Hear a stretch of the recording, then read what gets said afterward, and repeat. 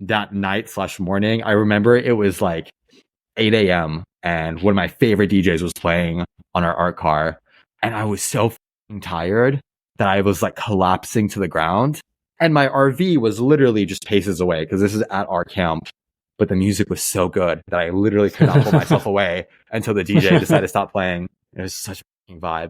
And while I was partying and we're all like just dying, but like the music was so good, there were people running by our camp and we're like, what the is going on? And so I would like ask them, what is this event? What is this event? And they're like, this is the Burning Man Ultramarathon. This is modern day Hippie. We are your homies who've done nearly every drug under the sun. Over 600 psychedelic trips and nearly every kind of bender you can possibly imagine have armed us with a universe of knowledge. I'm Yuki, and with my co-host Reggie, we talk about how we do drugs in a responsible, safe, and fun way to improve our lives. Before we dive in, and so we don't get sued, a quick legal disclaimer. This podcast is for educational and informational purposes only. Our goal is to educate and inform others about the realities of substance use in an engaging and entertaining format. We share these experiences so you can learn from them without trying them yourself. By listening to this podcast, you agree not to attempt to recreate anything found in this episode or in any of our other content. We are not confessing to any acts stated in this podcast. The content in this episode should not be treated as factual or real in any way. With that, we welcome you through our portal and hope you enjoy the show. What's up, hippies? Hope you're having a vibey day today. Yuki, it's been a while since we've chatted, man. What you been up to? Yeah, man. Well, I've been back from Burning Man for a couple of weeks as of the recording of this episode. And I've just been in this recovery period, just trying to take it easy on myself, give myself some grace. And a big part of that is not doing any drugs for at least a month after Burning Man. And this is the longest, like truly drug-free period that I've had in quite a while. And I left Burning Man realizing that I really needed that. And I was genuinely looking forward to this time. So I've just been enjoying it, along with letting my body recover, my sleep schedule, just catching back up on work and life. Like I straight up stood up and left my life for 2 whole weeks, and it's a long time to be gone, man. Yeah, that's quite a while to be gone, man. But excited to talk a bit more about my learnings and whatnot from Burning Man and what I got from it this year on a future episode. But for today, I want to talk about something that is still Burning Man related, but that is just an epic fucking tale all its own. And that is the fact that this year I ran the Ultramarathon at Burning Man on a tab of acid. Oh shit. Oh yeah, dude. Yeah, you were telling me you were going to run that marathon. I'm like, you're wild, bro. And I feel like the acid's like very appropriate.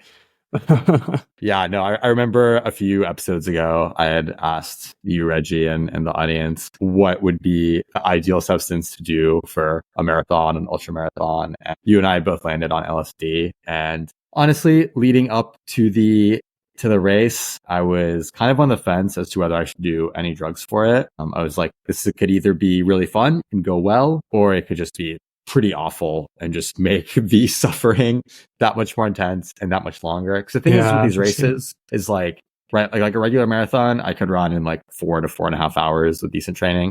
And that's not even that good of a time, whatever. But man, dude, these ultras, they're longer distances. They're always trail runs. They're never on asphalt. And because it's a longer distance, like you definitely need to pace yourself a lot more.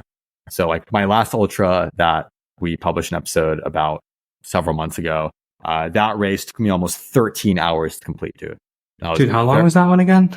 That one was a double marathon. That was 53 miles. God damn, dude. Wait, so you did, what, 26 miles this time? No, the Burning Man Ultra is a 50K, which is about 31 miles. And that's the shortest official ultramarathon distance that kind of exists, where an ultramarathon is just anything that is longer than a marathon.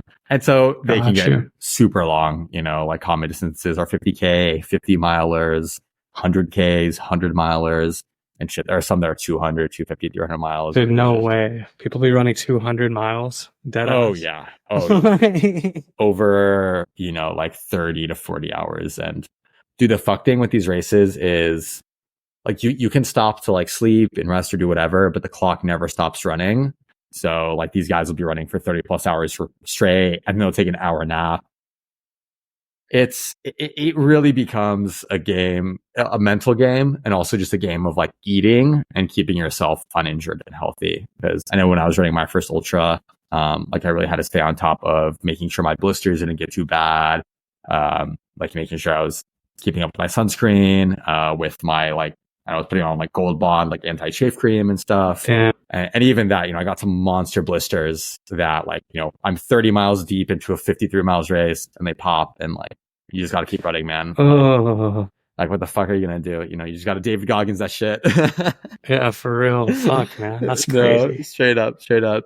Yeah. And so the Burning Man Ultramarathon, it's really dope because as with everything that happens at Burning Man, it's put on by a camp. And so this camp is called Pink Lightning. They put on a variety of races throughout the week. They have like a 5K, a 10K, but like their main event is this Ultramarathon. And I had heard about it last year. Well, actually, the way I knew about it was because last year at my first Burning Man, the camp I was at was right on 10 o'clock, which is one of the streets on the edge of the city. And it happens to be part of where the Ultramarathon route goes through. And so that night/morning, I remember it was like 8 a.m. and one of my favorite DJs was playing on our art car.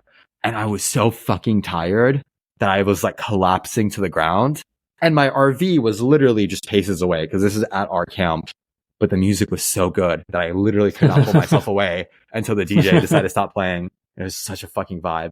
And while I was partying and we're all like just dying, but like the music was so good, there were people running by our camp and we're like, what the fuck is going on? And so I would like ask them, you know, what is this event? What is this event? And they're like, this is the Burning Man Ultramarathon.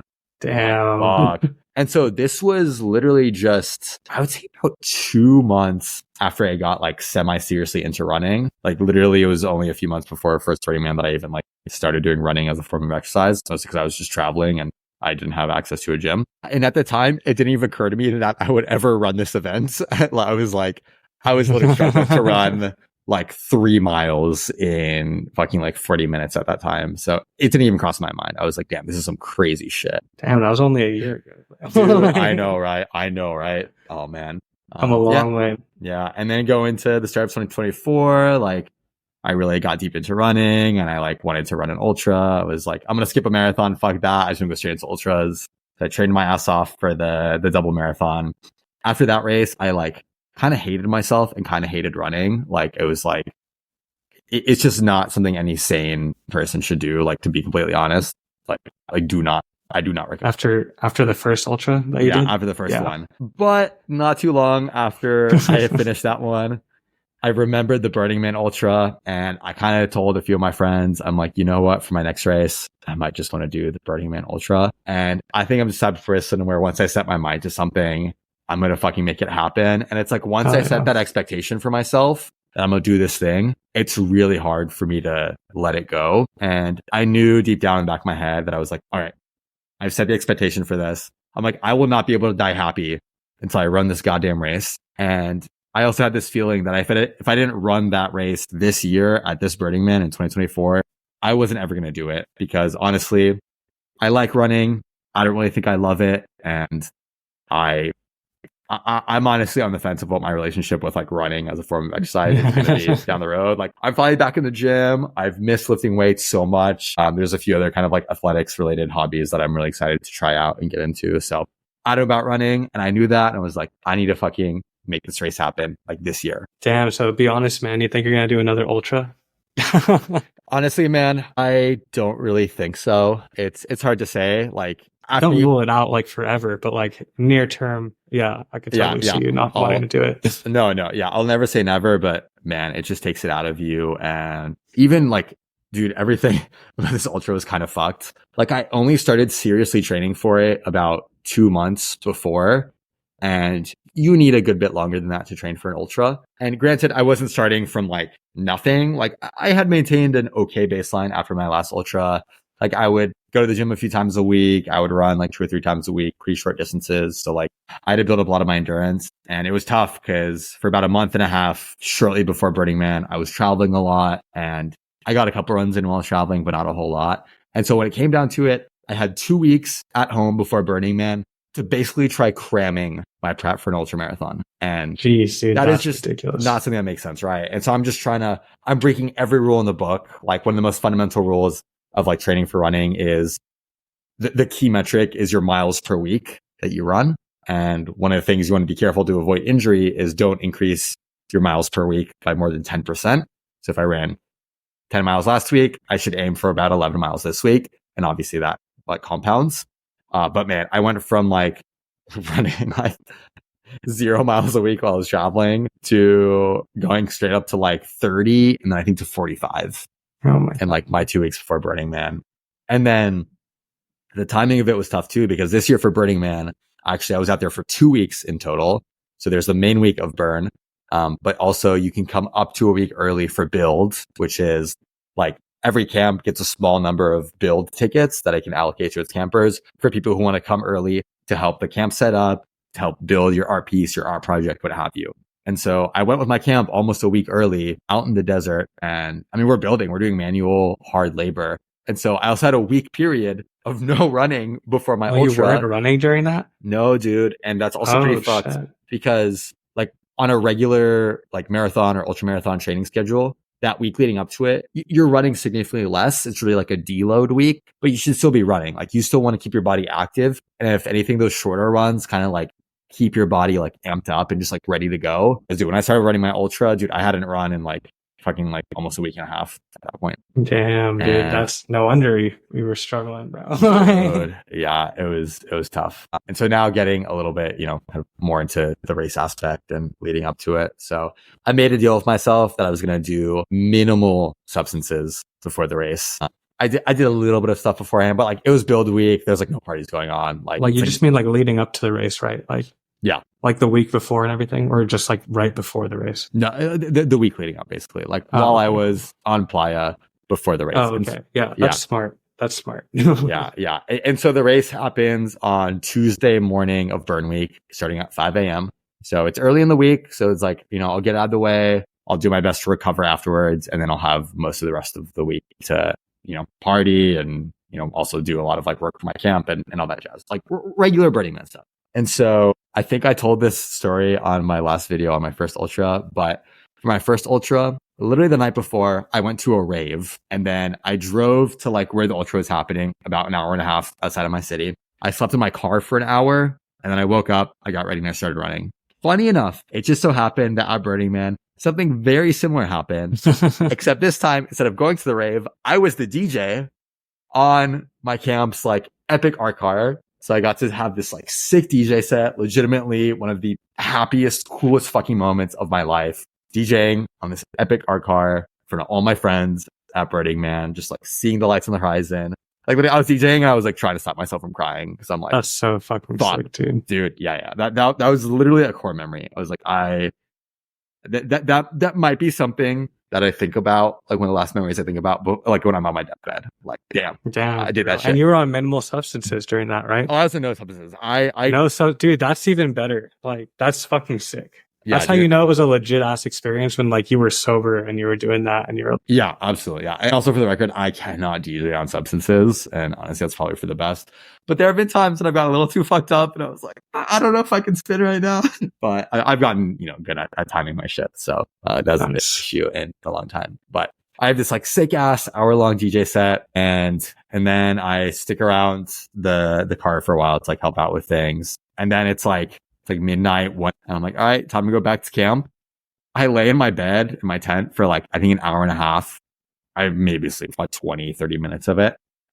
And then my alarm goes off and it's time to go get ready for the ultra. So I ride my bike over to the camp where the race starts.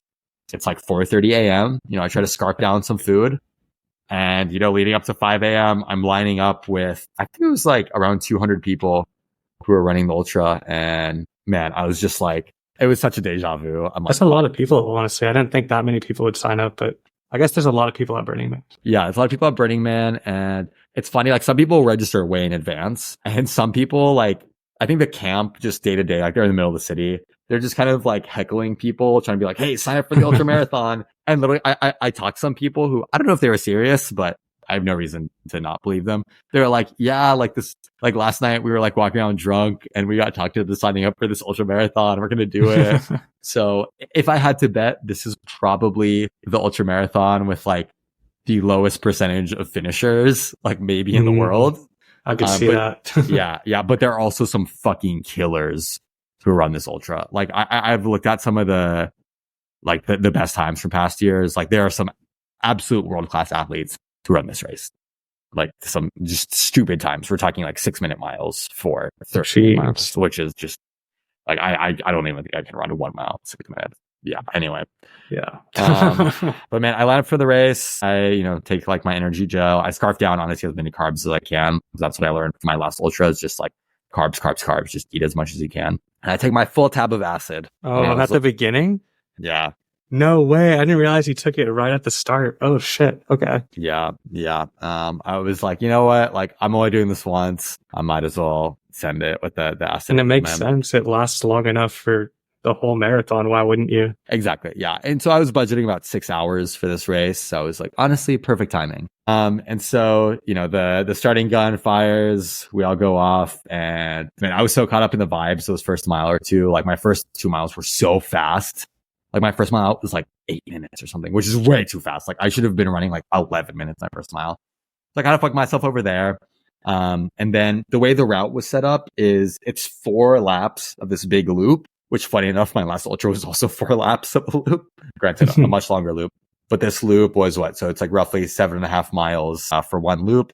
And the way it works is it goes along the main streets in the city. So basically the map of Burning Man is set up like a series of circles that radiate out. And the innermost circle is called Esplanade, where like you tend to get the most traffic. And so the loop was along Esplanade, and then the circle ends at the 2 o'clock and 10 o'clock positions. So there's just straight streets that cut through all the circles, and basically like that's the end of like the circles.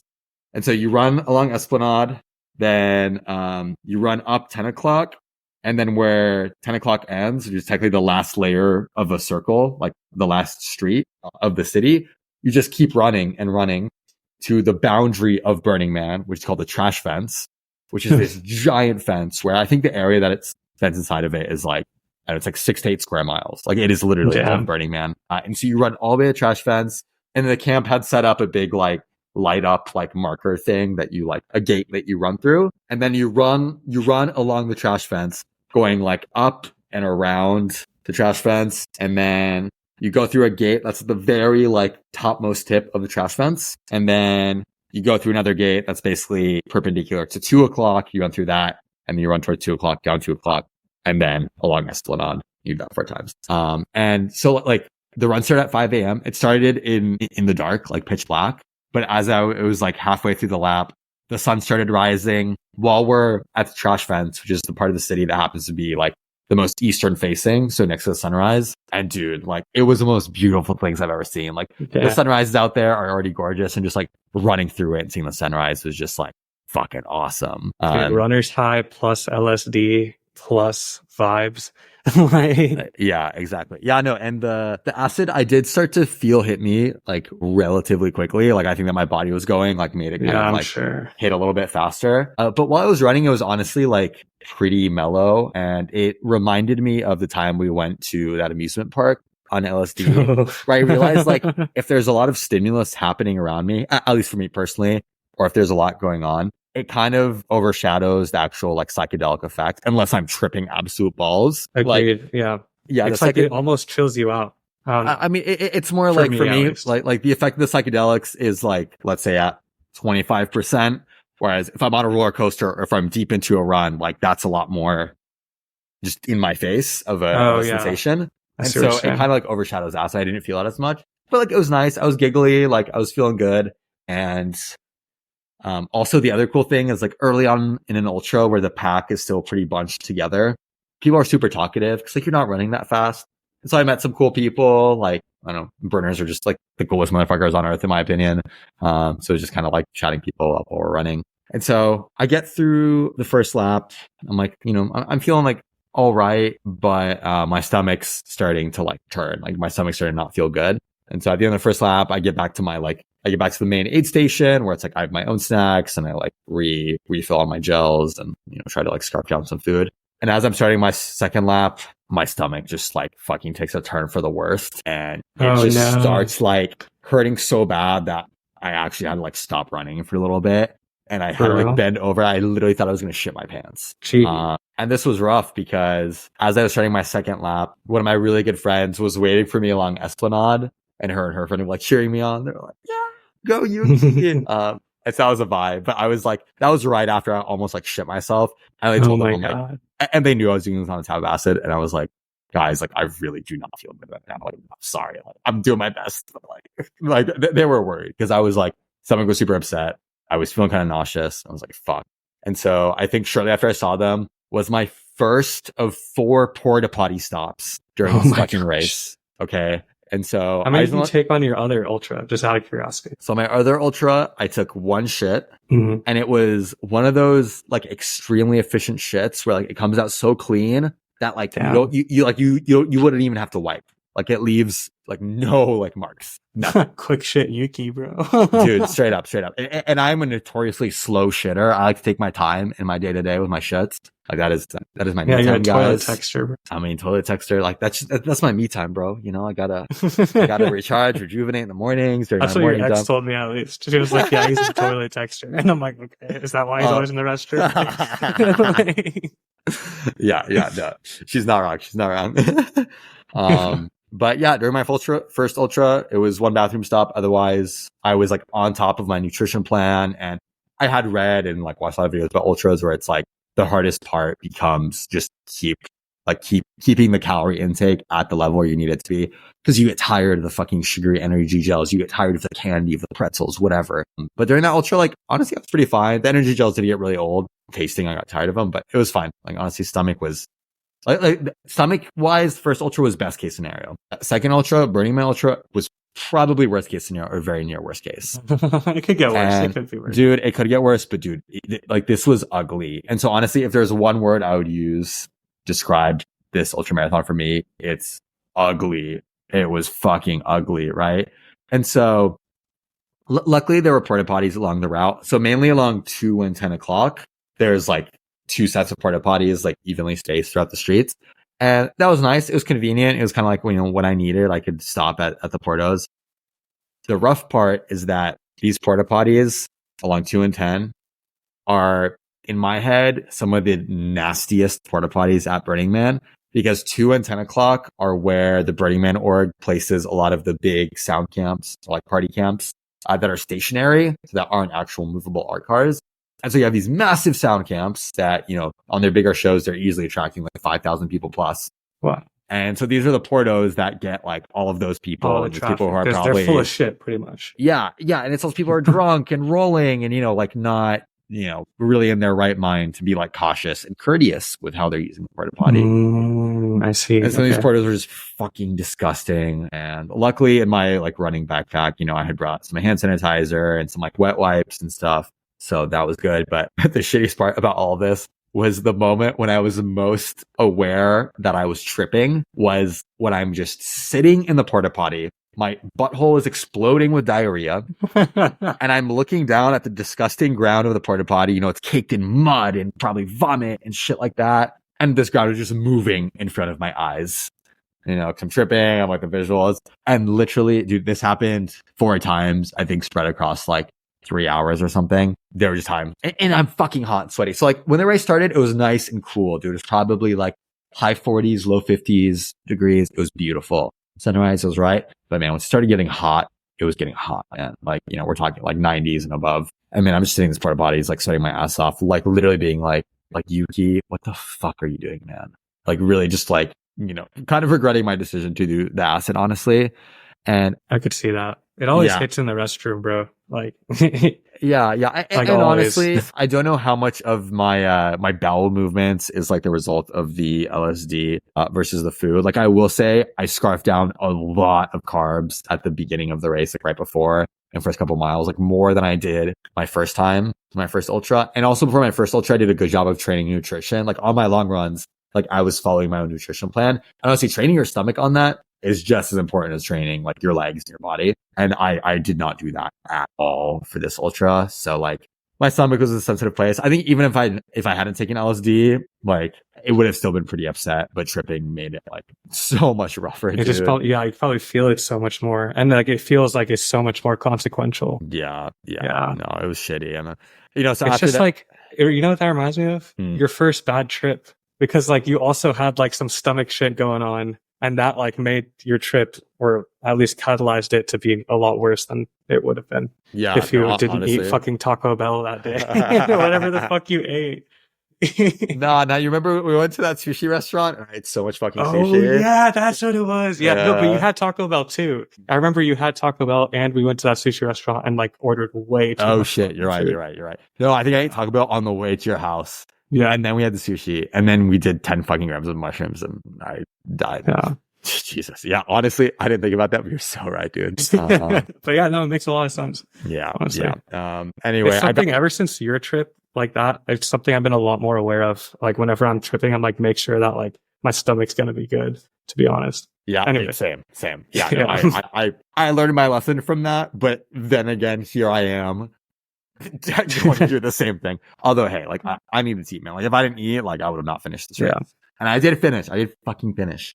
And then after that first porta potty break, I was like out in like the deep playa portion of lap 2. It's like along the trash fence, which I'm like, this is out of the city. Like there's very few people out there. But a big group of my friends, somehow they found me. Like it was like 5 or 6 of them on their bikes. They found me and dude, it was so sick. Like that was one of the highlights. Like they're riding with me. They're taking pictures. I'm like that got me fucking stoked. Like for that while I forgot about like how shitty everything was. And they're like videoing and like narrating for me. Like, this is you. It's like, we're coming at you live from Burning Man. This is Yuki running the Ultramarathon on a tap of acid. And then I was telling them, I'm like, hey, do you guys have any powder drugs? And they're like, yeah, we got some ketamine. I'm like, all right, if you can find a way to get that into my nose without me having to stop running, I'm game. And this was purely for the memes and the vibe. Oh my. I was like, this is the one time I'm ever going to do this. And they're like, all right, bet. So a few of them like went a little bit up ahead on their bikes. They got out their drugs. And so I like run by, like stick my arms out, like coming in for the landing. And they just get some like ketamine on their finger. And I started. And the other funny part was right before my friends pulled up to me, I was running next to this guy named Elvis.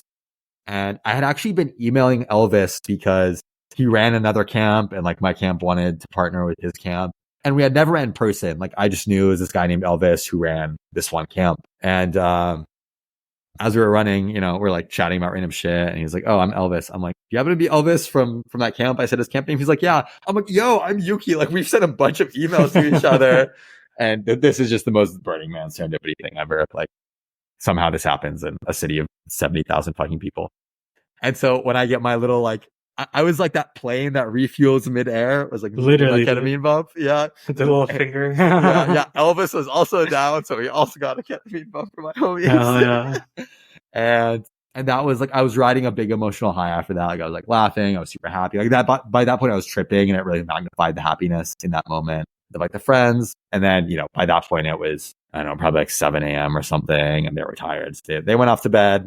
And then I was on my own for the next 2.5 laps. And I felt the ketamine a little bit. It was actually nice. It was like, it felt like cooling. Like it gave me this cooling effect while it was getting just increasingly hotter. Like the sun was getting higher and higher in the sky. And I'll be honest, man, the rest of the race was just a miserable fucking blur. I had 3 more porta potty stops. Each one was just like horrendous. Like I'm just like, it's just like wet shit coming out of my butt. And it was painful. And I was stopping for a good bit. Like on my first ultra, my longest aid station stop to get all my stuff done was about 3 minutes. Oh, that was including the stop where I had to take a dump. This one, I mean, I probably had bathroom breaks that were like 5 to 7 minutes because I like just wanted to give it time to, you know, see if I like felt like I needed to like get more out. And I was like, you know, my goal was for each porta potty stop to be my last one. But alas, I ended up having 4 total. I ran, you know, the rest of it. And I will say to their credit, the people who put on the race, who organize it are like vibes, right? So they have like the main aid station where like each lap starts / ends, where it's like all the snacks you can imagine and ever want as like a runner they have. And then about halfway through the lap in Deep Playa, you have the Deep Playa aid station where they also have like snacks and stuff. And it was a vibe. They had these like, so you know how on power tools, they have the batteries that you just put in and out of like a bunch of different tools, like whether it's a drill, a buzzsaw, like whatever the fuck. These power tools that are like these big round kind of like sanders, I think, but you can put like a soft attachment on them where it's literally, you can use them to like massage people. These big rotating like, and so there was a point where it's like they had this like, these guys were in construction vests. They're like, oh, you have to stop, get like like rub down. And so they'll like massage down your muscles. Cause like I was like cramping up like crazy. And that's also a common thing. And so that was a vibe. Like it definitely had its moments of its ups. And about half the race was through the city. And so it was nice running through the city. Like, I saw some people like walk of shaming / bike of shaming back from somewhere. People wrapping up their parties. And so like my race lasted from 5 a.m. until like, I was like 11:30 a.m. Like wow. By that point, the sun was high in the sky. It was hot.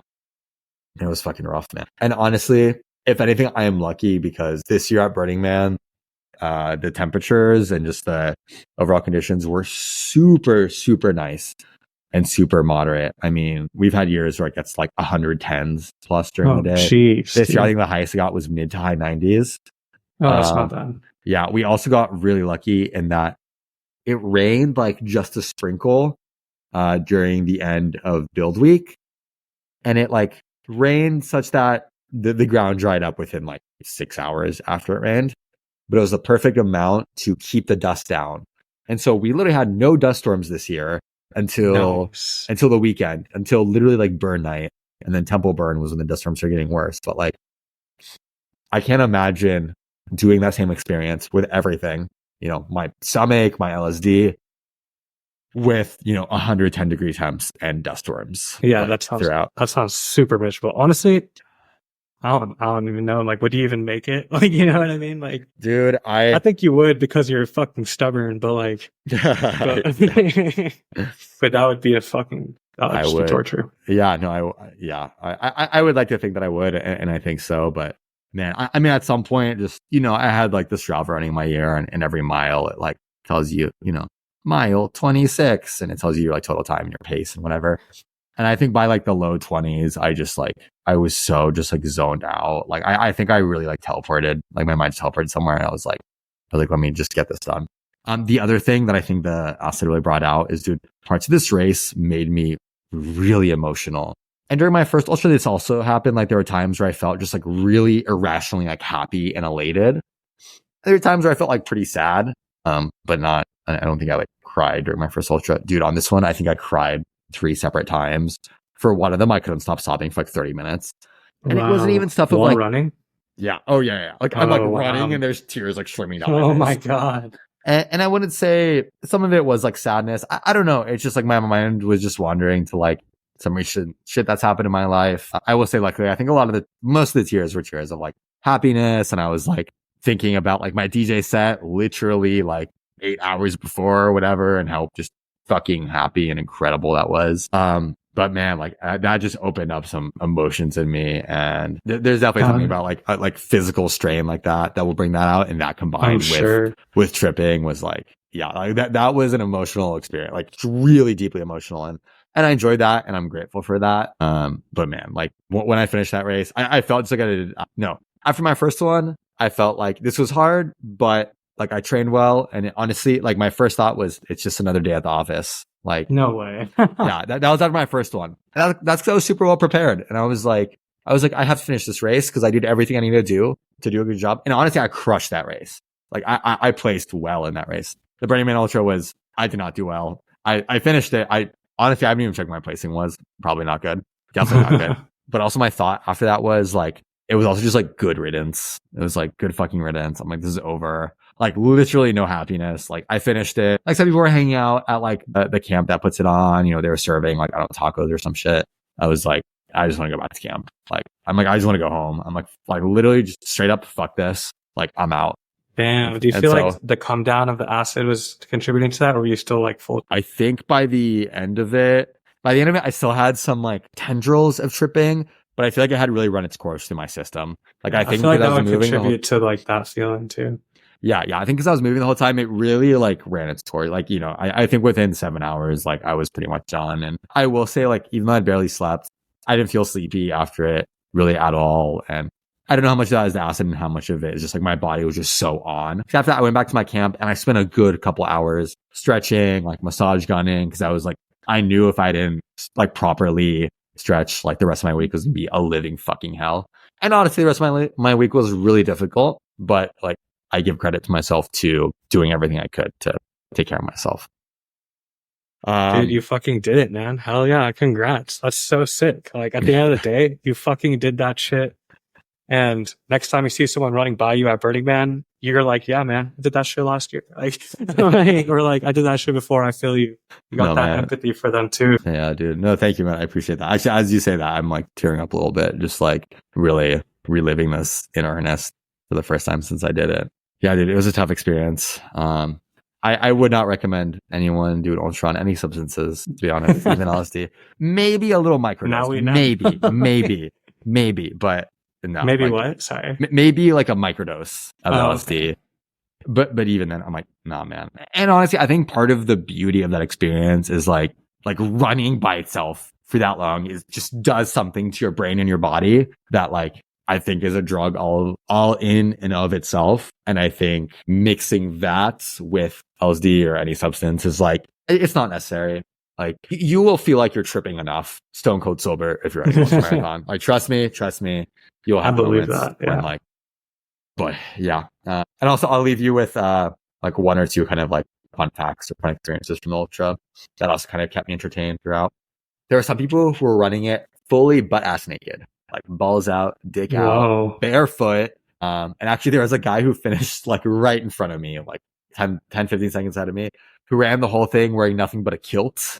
So what's a kilt? A kilt is like a Scottish man's skirt. Like it looks like a skirt. Just the kilt? That's it? No underwear? No, so the thing with kilts is you don't wear anything under them. Like it's very traditional, like Scottish wear, you know, like when people play bagpipes, like they wear kilts. Right. And like, it's a thing. You don't wear anything under kilt. This guy ran it barefoot. I was like, props to you, man. And he finished ahead of me, which I'm also like, barefoot too. Good for you. But also if I didn't have to stop, take 4 shits, I think I would have finished like 15 to 20 minutes in front of you. Anyway, good for him. And then the other thing was there was a guy running the race who, so when you're running, you have a bib number, which is, you know, you wear that little number on your shirt and that's how they like track your laps. His bib number was 101. He was dressed like a Dalmatian.